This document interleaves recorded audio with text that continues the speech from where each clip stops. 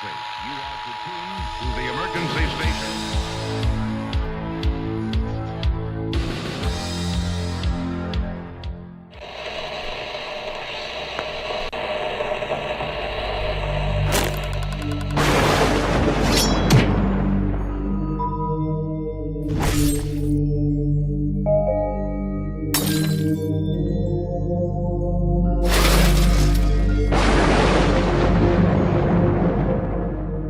Hello, I'm Adam Lowenstein, your host for Horror Unbound on the George A. Romero Foundation Network.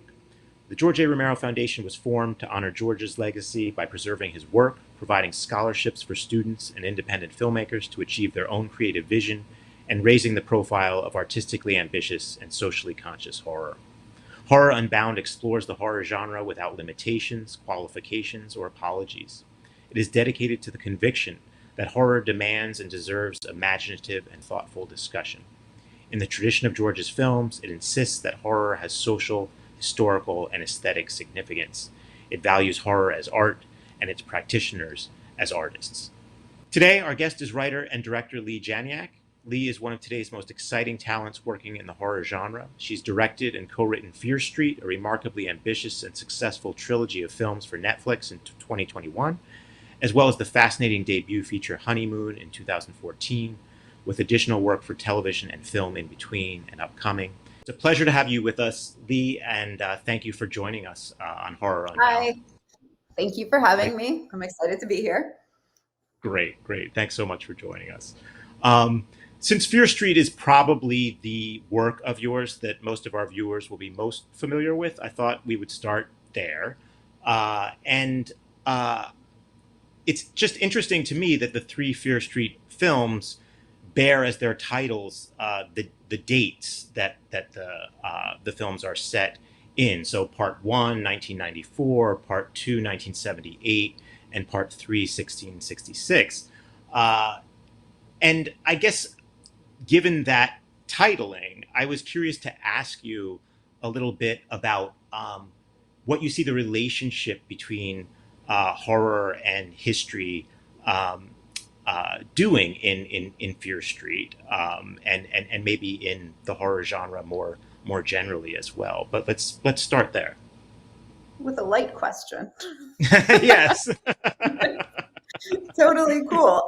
No, I don't know. That's obviously a very kind of big thing to discuss. I think with Fear Street, there was a couple of things. Like when we were kind of figuring out the narrative, there was this idea that we wanted the films to be kind of referential to the era of movies that they were kind of related to. So we wanted the 90s movie to, pay homage to that. We wanted the 78 one to be late 70s, early 80s horror, et cetera. Obviously 1666 doesn't have a kind of the same thing, but that was the idea. So that was part of kind of putting the dates in there. But the bigger thing, which I think is more important to the trilogy as a whole, is this idea that there was something that had been kind of happening in this town over centuries, and that kind of this idea that history is told by the winners and not the losers, and that we wanted to kind of show that this has been happening for generations, the trauma of what was of the killers and everything like that,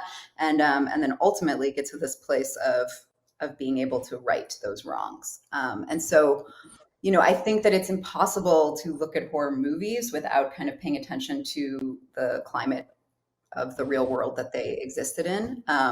One of the things also that was kind of exciting to me about Fear Street when I came aboard was that we could kind of pay homage to these classic kind of eras of horror, but also hopefully evolve the point of view to like reflect a little bit more accurately what was actually happening with real people. And part of that involved making the queer horror, like the queer love story, the center of our trilogy.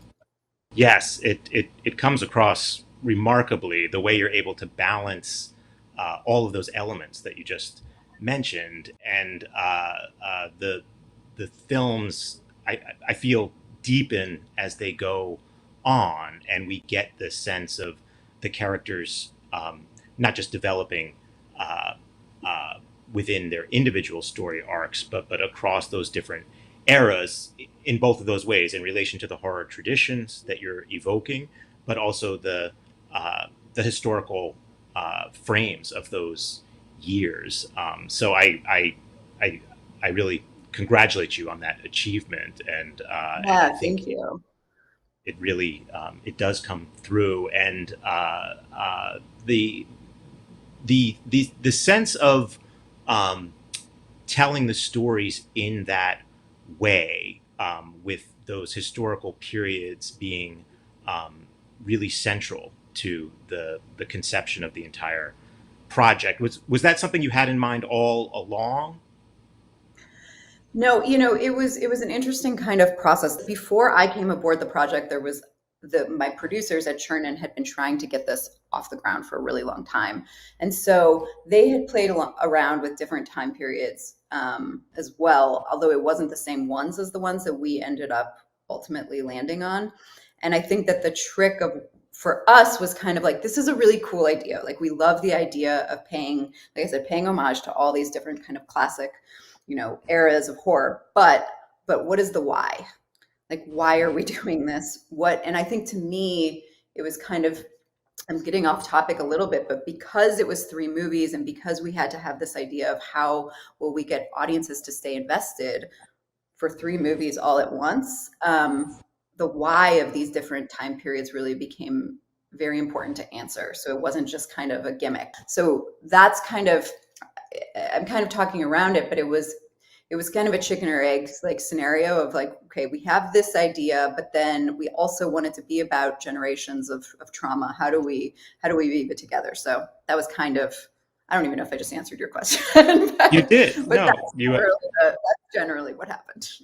no, you absolutely did. And uh, I was lucky to see an earlier uh, presentation of yours where you were generous enough to show some of your Oh, yeah. pre-production materials, and they convey really elegantly how carefully you thought about these questions of history and period, in terms of visual language, and mood and atmosphere, and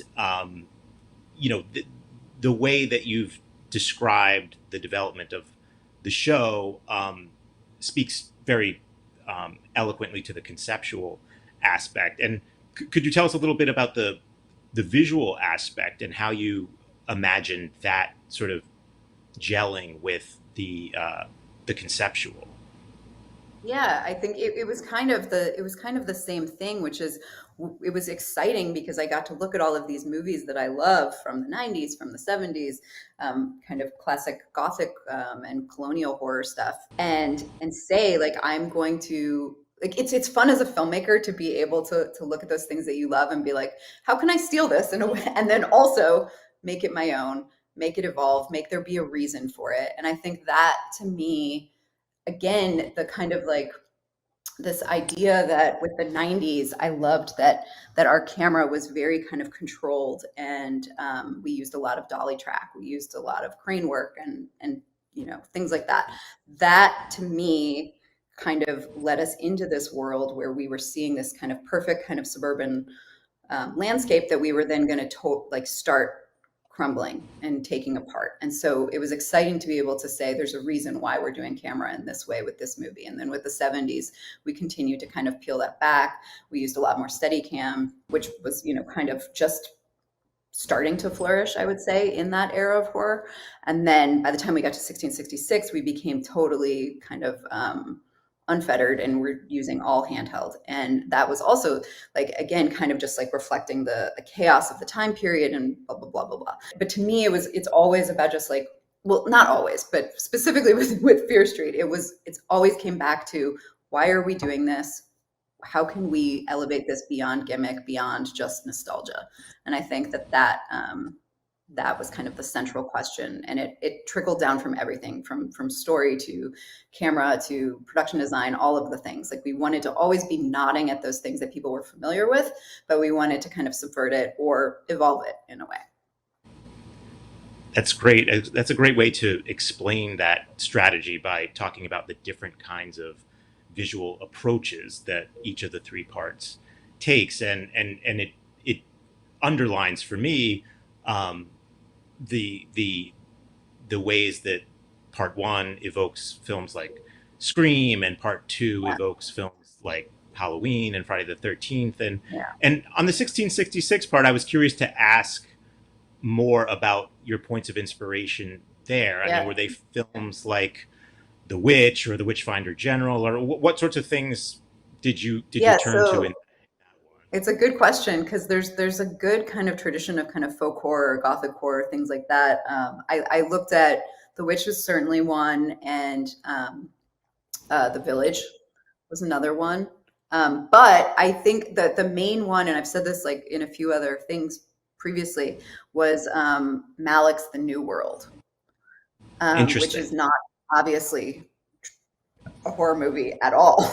But I think that what I found was that there was this kind of like idea of this unspoiled, beautiful place that became rotten, and it was really kind of it captured everything that I wanted to ultimately, hope for in 1666 was this idea of kind of very raw modern emotion between the characters, despite being a period film. And I think that, obviously his camera work is beautiful. The whole thing is kind of this gorgeous, just very kind of visceral like viewing experience, but you just watch it just become terrible, and you watch all of the settlers kind of move into the fort that they're building there, and you just see this beautiful pure world become destroyed. And I think that that was certainly a central kind of idea to Fear Street, and so definitely that was my main kind of inspiration for 1666. That's fascinating, and you should just know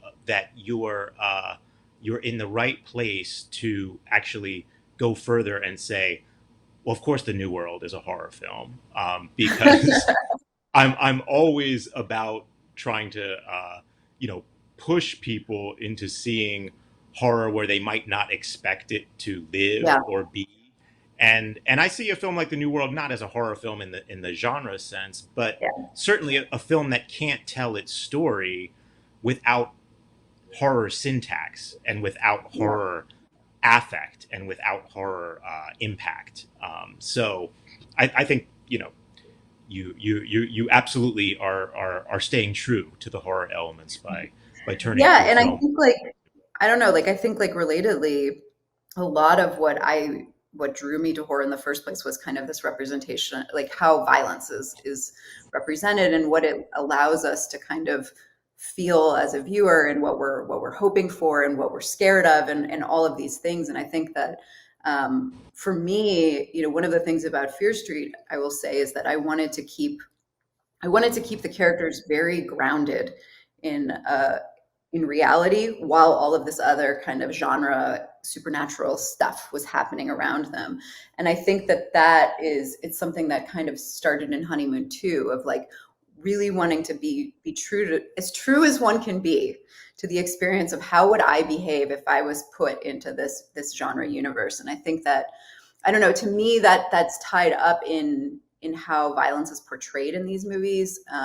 In these movies, I mean all of horror, and that's one of the things that was also interesting to me about The New World, because it's funny. I think that, listen, I don't know what kind of audience actually watched The New World. Everyone should watch it, but I think that it's easy with a movie that kind of certainly doesn't fall into the traditional category of horror, to overlook the way that the violence is portrayed and how much it like affects everything else that's happening in the movie. But I think that with that one especially, it's there. You can't avoid it. You can't avoid the core of this, just like the destruction of humanity that's happening with everything around it. And I know I love it, and I think it's exciting. Great. I agree wholeheartedly. Since you mentioned Honeymoon, your debut feature, which came out in 2014, maybe I could slip in a question about that. I heard you speak in a previous talk about the importance of the Freudian concept of the uncanny. That idea of that sort of disturbing zone where the familiar and the unfamiliar sort of bleed into each other.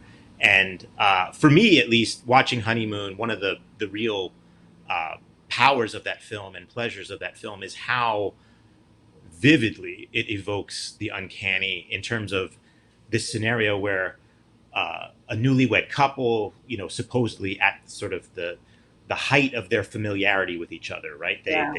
They're in love. They're on the same page. They're sharing jokes and they're sharing history and they're committed to a life forever together. Yeah. How that sort of shifts into something unfamiliar and quite literally alien. And Yeah. and I think the film manages that transition masterfully. And I was curious to ask you about whether you thought about an idea like the uncanny as something that might be useful to talk about Honeymoon, or just more in general, where the inspiration for Honeymoon came from. Yeah. I mean, absolutely. The idea of the uncanny, I think, was the core idea that started the idea for Honeymoon in the first place. It was that, along with I'd been kind of obsessed with Invasion of the Body Snatchers and all of the different iterations of that movie that had kind of been made, depending on what kind of decade they were in and what it was reflecting. And so the idea for Honeymoon was, what if there was a very kind of intimate body snatcher movie? And for me, the other kind of flip part of it was, and it's not actually flip, it's part of it, but the idea of the familiar, the thing that could be the most familiar becoming foreign. And that, to me, I think, is still the scariest thing that I can think of. If you feel like you know something or you know someone, and suddenly your whole world shifts and you're like, there's these things that I will never know of this other person. And that is terrifying, and it's also completely unsettling. And it what can you hold on to if nothing is certain? And so, to me, that was the scariest thing. And I'll tell you a quick little anecdote also about it, which is, my husband is a twin. And at the time that I was working on Honeymoon, we were all living, me and him and his twin were living in the same house, and they're identical. And obviously, I think that we had been dating for 6 years, 7 years at the time, something like that. I mean, I know who he is. There was a moment where I can't remember exactly. There were two moments that happened, but the one that I'm really thinking about is, we were in Vancouver, and they're also filmmakers, and they were shooting their first movie, and I was up there working on Honeymoon. And I woke up one morning and I didn't have my glasses on. My eyesight is terrible. Didn't have my glasses on, didn't put my contacts in, went out of the bedroom, saw my then boyfriend sitting there at the counter, and I went up behind him and I kind of touched his back, in an extremely familiar way, just like a good morning, do, do, do.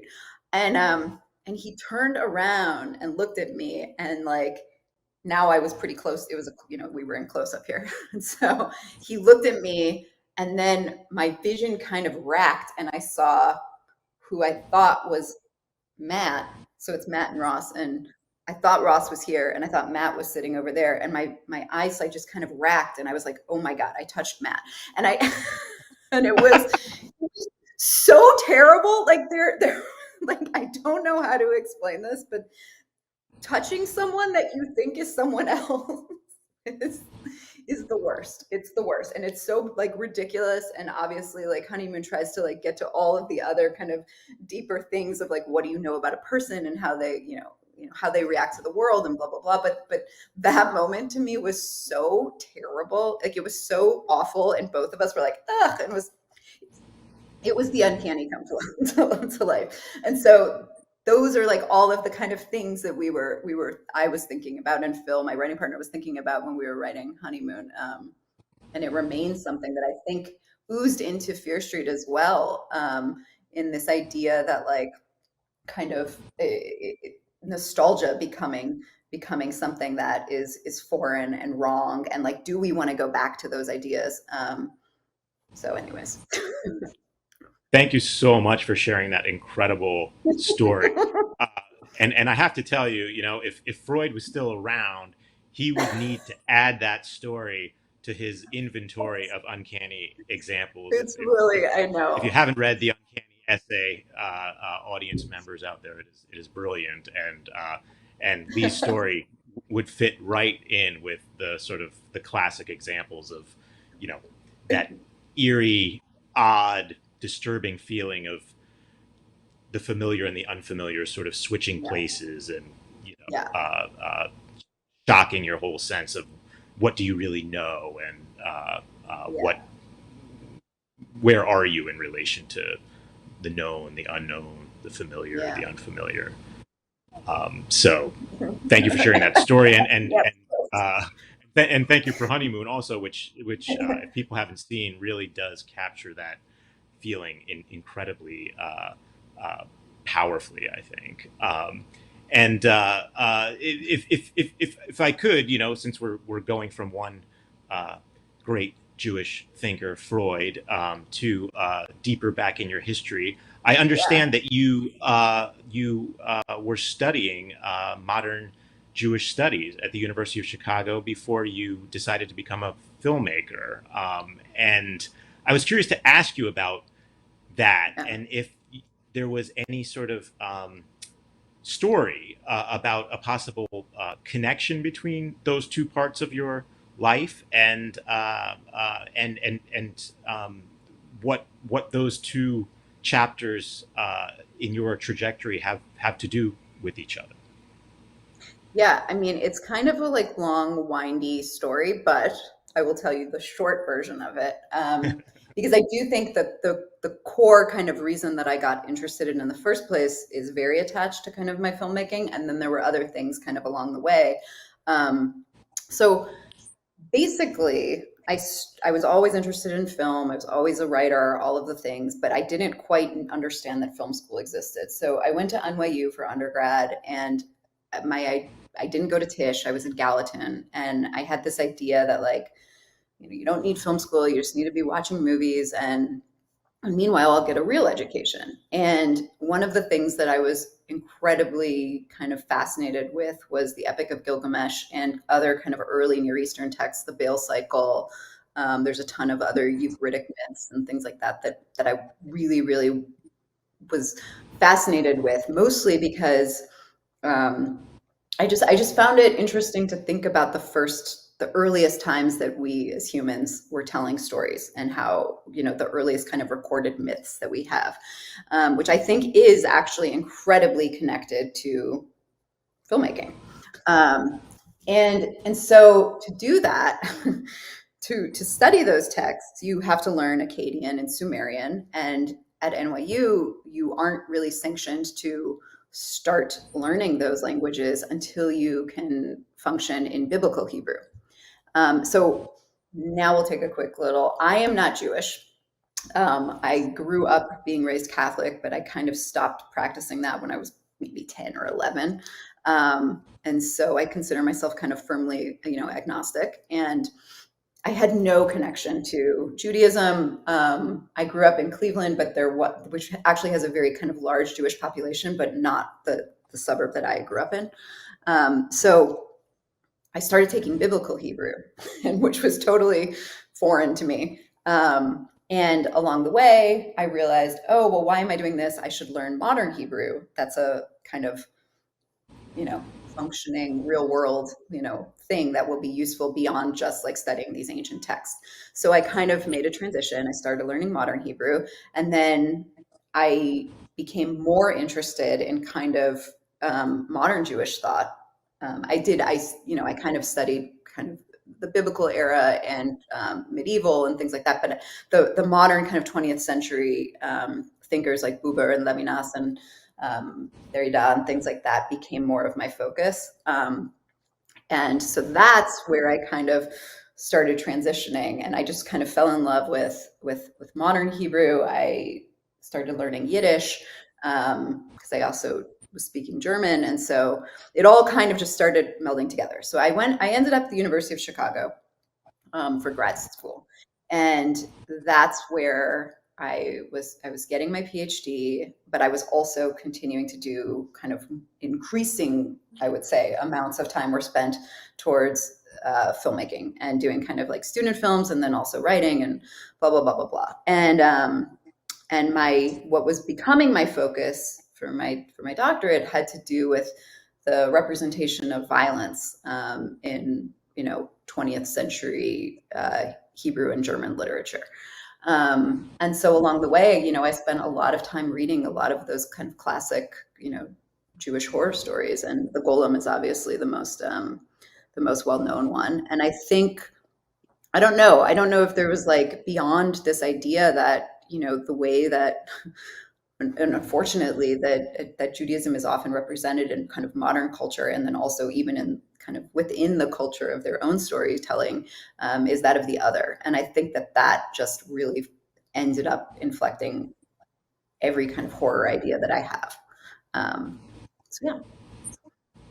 Wow, another amazing story, and these through lines of violence and otherness, but also storytelling. Yeah. I think it's fascinating that your sense of what films do and what their power is sort of related to goes back to sort of the very earliest forms of storytelling, and that you were interested enough in that power to go back to the source, which not many Yeah. people would think about. And it really does seem like an unusual path to go from Yeah. those ancient epics and biblical Hebrew to Honeymoon and Fear Street. But it all sort of makes sense as you Yeah. talk about it. Given those connections between violence and storytelling and horror and otherness, I guess a basic question that I feel like we can come at it in a different way now that we're a little further into the conversation is what does horror mean to you, and how does it sort of shape and influence your relation to your work, and the idea of what kind of work you want to do? Yeah, that's a good question. I feel like we're going to definitely fall into therapy now. It's funny. I've been thinking about this like quite a lot, instead of actually writing the past, the That's past couple legitimate. of months. Yeah, and so it's funny because I've been like kind of like, I don't know, just thinking about what is it about me that I always, when I'm like starting kind of a new project, I'm like, you know what, like I need a break from horror, like blah blah blah blah blah, and then I start thinking about new ideas and I cannot get away from it.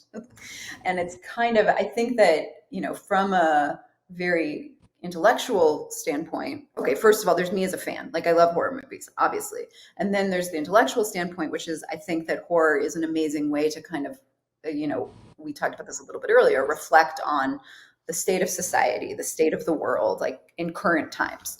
And then I think there's something for me as a filmmaker, as an audience member, but then also a filmmaker, where horror lets me confront these things that maybe I don't have control over or I'm afraid of, and kind of apprehend it in this safe place, which is on the movie screen.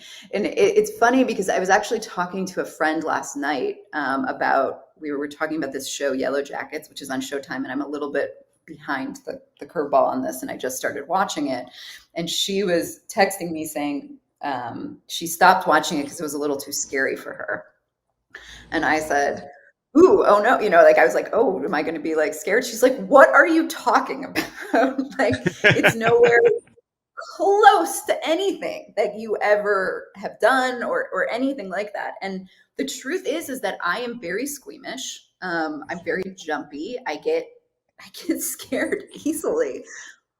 I cannot, like, I'm like this when I watch things. But there's something about being in control over it and being able to, like, I mean, obviously when you're on set, there's so many other things happening that it's never scary, but it can be intense. It can be like overwhelming, and that's fine to me. So I don't know, it's I feel like I'm like meandering around the answer to this question, but I think that there is something that it's a very extreme way of being like, I'm going to take control of my fears by making a movie about it. But I think that is what's happening, and I think it's also why audiences like to watch horror too, because you can watch these horrific, terrible things in a safe way and kind of experience that catharsis. That is not a meandering answer at all, and it's one of those questions that can never really lend itself to Yeah. a crisp, straightforward, concise answer, because it's always wrapped up so much with the personal and the experiential, and you know, you gave us a great way of thinking Yeah. from your experience and your perspective, and given that, I mean, it does feel like maybe this is also a time to ask, as a woman director, does horror give you what's it like to work in the space of horror as a woman director, that might be different or more challenging, more rewarding, than working as a woman director in other kinds of forms? Yeah, I mean, I think that I actually feel lucky enough that, I've been, Honeymoon was my first movie. So I made that, and I think we shot it at the end of 2012. And then it came out at the beginning of 2014. But I think that this time that I am working in right now is actually a very kind of charmed existence for female directors, and specifically in genre, because listen, there's a ton of work to still be done as far as kind of diversifying who's allowed behind the camera and who's in front of the camera, and all of the things. There's still a lot of work to be done, but I will say that there's been an increasing kind of excitement for the female gaze within the genre, and there's quite, like, frankly, there's not a lot of women that are doing it, and not just there's actually quite a few in horror, but when you start looking at kind of like an action space or I'm trying to think of like other places where there's still kind of a dearth of us. But anyways, that's all to say that there is like kind of a hunger for this. Now, I don't know that it's really tipped into studio filmmaking as much, but certainly within the indie space and in the indie horror space, it's a really kind of exciting time to be a female filmmaker. So I don't really feel like there's additional challenges beyond the normal challenges that are still happening as we kind of like move towards more equality and diversification.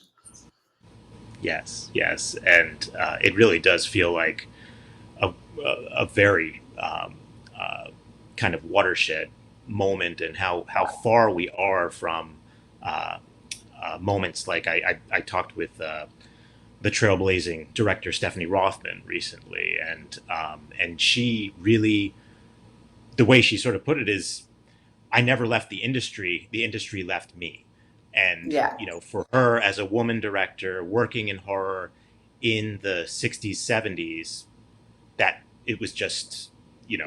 it was not a welcoming place, and there was just so much resistance to the idea that this is something a woman could do, a woman should do, a woman was qualified to do, and it's great to see that tide changing. It's sad that it's taken so long, but it's great to see it happening. It is, and I think, like, specifically, like if you look back at kind of that early heyday of the 60s and 70s in the United States, at least, and I think beyond too, women, the way that women were portrayed in horror movies was so much as pure victim or there for, exploitation, and that needed to kind of like evolve as all of us in society, civilization was evolving. But to me, it makes, like, more than any other genre, I think horror makes sense to have kind of a female point of view driving it forward, because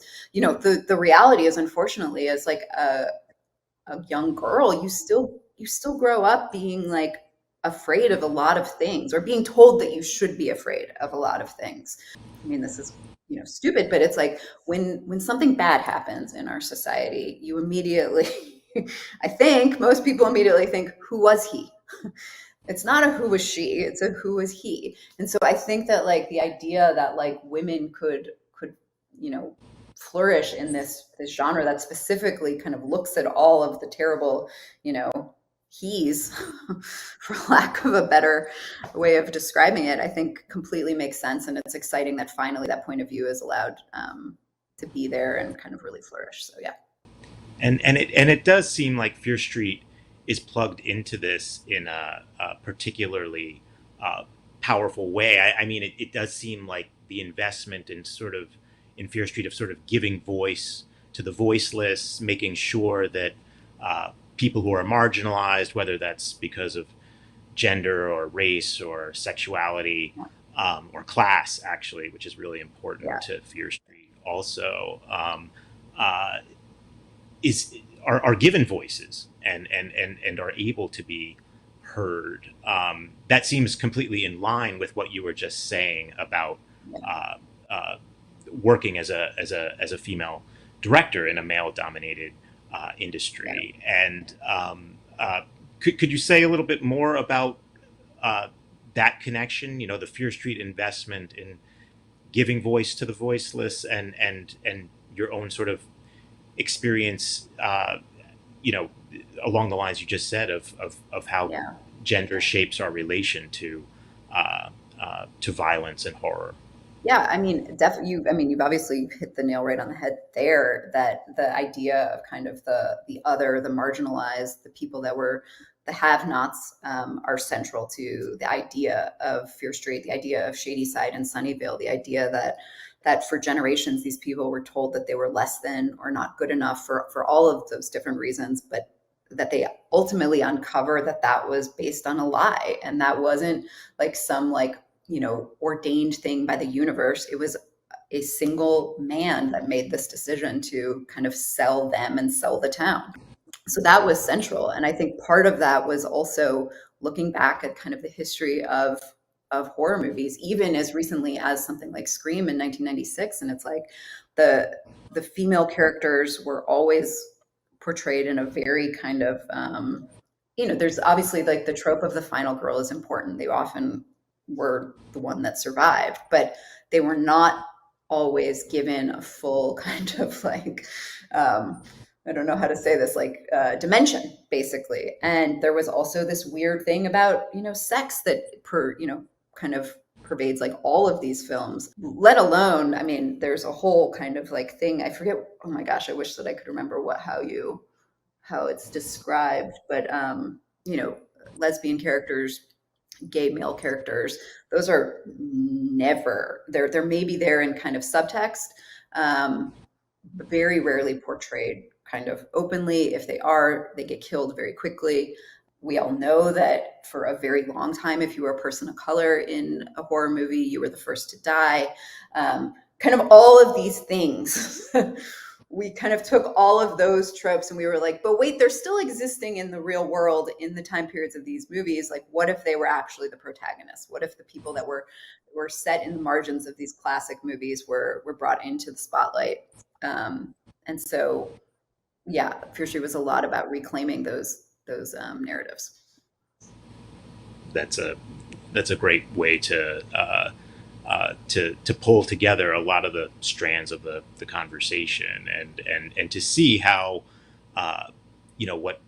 what happens in your work is so deeply and interestingly connected to your thoughts about where do these things come from, and how do we live with them, and how do we live through them, and this idea of horror as a place to think as well as to feel seems to be sort of a through line I'm seeing in the things you've been saying as well, and I guess it leads me to ask as sort of maybe a question about your creative process, maybe about how how you go about um, working on projects in relation to things like, well, I have an idea and I want to sort of think it through versus like I have a feeling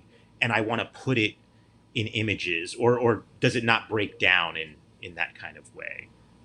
It's not really that kind of linear. Like Yeah. sometimes there will be an idea, and then there'll also be a feeling, and then there will also be images. And it's kind of like how do those things come together, and do they come together? And sometimes it's the feeling first, and then as I spend more time with the feeling, I realize what the idea is, what the central kind of like problem or thing that I'm like kind of grappling with, what it is underneath that was causing the feeling in the first place, the fear, things like that. So it's not really a linear thing, but I think it is why I love horror movies, because I think that it's the perfect kind of place to provide a really fun, exciting, you know, scary, terrible viewing experience. It's still like entertainment. It's still entertainment and it's wonderful, but you can like sneak those other things in there. You can sprinkle in the ideas. You can make, when you leave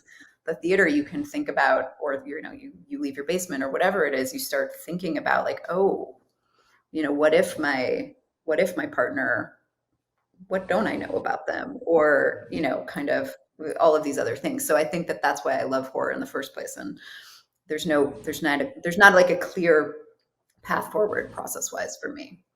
Right. That makes sense. That makes sense. And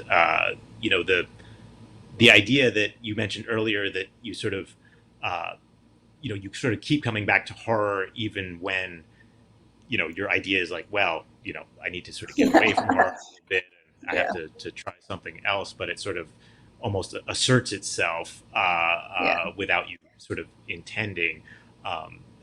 That seems like the sort of thing that would come from the combination of thoughts and feelings, Yeah. and, Yeah. and the necessity to tie them together in order to figure them out in some kind of Yeah. sense. It's Yeah. It's so extremely expensive yeah. Go ahead. therapy. To be like, Well, listen, I need to work through my ideas of violence about one's partner, so let's spend millions of dollars to do that. yes, yes, yes. No, I mean, I can tell you that as the child of psychologists and social workers, there's much joking in the household about.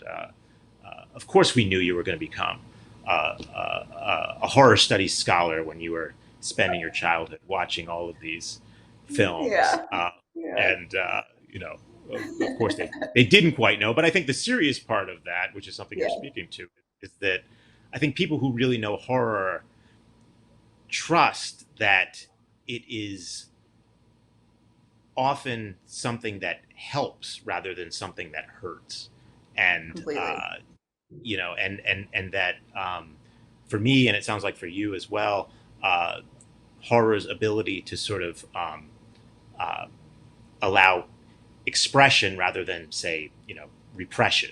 Like, let me look at this thing that's scary to me, or Yeah. discomforting, rather than, okay, I need to turn away from that because it's too threatening, it's too scary. I think that says something about horror's uh, healthiness, and I've Completely. often said Completely. horror is healthy. So Completely. I you're completely agree with you're this. helping me to back that up. You're helping me to back that up. Totally. Uh, Totally. so you've been working for quite a long time now, but obviously in a career that's got a long and rich future ahead of it. And I was curious to ask, as in your roles as both writer and director, um, what sorts of things do you feel like are things that you've sort of learned along the way that you're doing differently now, and what feel like the sorts of things that have sort of always been this way and you're still doing it that way? Basically, a question about you know what your sense of your evolution and change has been as a writer and director thus far? Yeah. I think that, I mean, the writing part of it, I feel like I've kind of like refined my process of how I like write a script, but that actually I don't think is that interesting. But the directing part, I think the biggest thing that's kind of evolved since Honeymoon, which was the first time that I was allowed to kind of be directing something. Listen, like every director has a bit of a God complex, and I think that that's the it's also the great part about being a filmmaker like that you get to create this world and you get to control every aspect of it. But I think that one of the things that I've really kind of evolved past, like since Honeymoon, is being able to cede a little bit of control to the people around me. And like I'd say specifically, I mean, it applies to kind of all of the crew positions. Like, you know, you're always looking for that person that can get in your brain and be there better than you. So I think we're all on this search for like that DP or that editor or whoever it may be that just like we can communicate with the least amount of words. And then have that trust that not only do you know what I want, you can make it better than what I could ever imagine, because that's your kind of, you know, your specialty. Yeah. But with cast, I think that that is also a thing. You know, when I go into writing a script, I very clearly start hearing the voices of the characters and how I imagine that this line should be read. And it, you know, at first, I think I really wanted to always hit that mark. I always wanted to hit the reading that I had in my head. And I never gave line readings to actors, but I think that there was this feeling of that's what I was always working towards and trying to achieve. And what I've realized is that sometimes, and not even just sometimes, I think more often than not, um, when you're working as a director, I think you're looking for the way to let everyone flourish in their position the best that they can. Like that's my job, is to bring out the best of everyone around me so we can serve this greater vision. And I think that if you succeed with that with an actor, then they're bringing this other thing that you could never imagine. And being able to realize that they might be hitting this thing on set that I just like cannot see right now. But then when I get into the edit, I'm like, that is actually perfect. And it's because they're tracking all of these pieces that you never kind of anticipate. And so I think that that's something that's really been a joy in continuing to be able to work as a director, is being able to work with these new people and let them be themselves and let them bring that thing. And, you know, listen, I'm still an asshole and I'm still like, but we also need to make sure we get this emotion or this beat or whatever. But I think that the collaboration part of filmmaking um, has really been something that I've kind of settled into a little bit more, even though I still am a control freak. See, I don't think you need a therapist at all. I think you've clearly worked it all through to be able to say what you just said about your relation to your job. So, you know. So I realize we're nearing the end of our time here, and I wanted to at least have a moment to ask you about any kinds of uh, dream projects or just maybe not even projects but desires about, you know, the kinds of things you would want to work on at some time at some point, you know, over the course of your career, and if you'd be willing to share any of those sorts of dreams and desires with us. Yeah, I mean, it's a hard question because there's so many things that I don't have like one thing that I'm like, this one I must do. I I have lots of ideas, which is almost the problem, I would say, because it's about kind of like right now you've caught me in a very interesting place because I'm in between projects. I last fall, after I finished Fear Street, I worked on this show, The Staircase, which is certainly horror in its own right. But that Yeah. wasn't my project. I was serving Antonio Campos's vision. Um, and now I'm back into like, okay, what am I going to do? What is the next thing that I'm going to do? And part of the kind of challenge of the process is saying, here are all of the things that I'm interested in. which one's going to win? What is that thing that like, it's the only thing that I can think about, and it doesn't like, I will not only want to think about it, but I'll want to think about it 24 hours a day for potentially the next 3 to 4 years. Right. And so I'm kind of in that space right now, and nothing has like, there's nothing that I feel like ready to like talk about, but it all is kind of in the genre world. Like, as even though when I started this, I will say this, the one thing that I've been thinking about, which I won't talk about specifically, when I finished Fear Street, again, I went through this whole thing of like, oh, I need a break from horror. Like, this is what I need. Like, I lived in Fear Street for so many years, blah, blah, blah. And what I've become increasingly kind of interested in and thinking about over the last like couple of months is Fear Street was very fun. And that was really important to kind of what I thought that project should be. And it like had a very kind of hopeful ending, I think, and all of these things. And I started to think that like, I really want to make something very scary, like the scariest thing that I could think of. So that's kind of the world that I've been in, which is a dark place. Spending a lot of time thinking about that. So yeah, that's what I'll say. Wow, that is exciting to contemplate. Going to the scariest place you can imagine sounds like a very promising, even if difficult, task to set for yourself. I can't wait to see what comes out of it, and I'm sure I'm not alone in that sentiment. Thank you.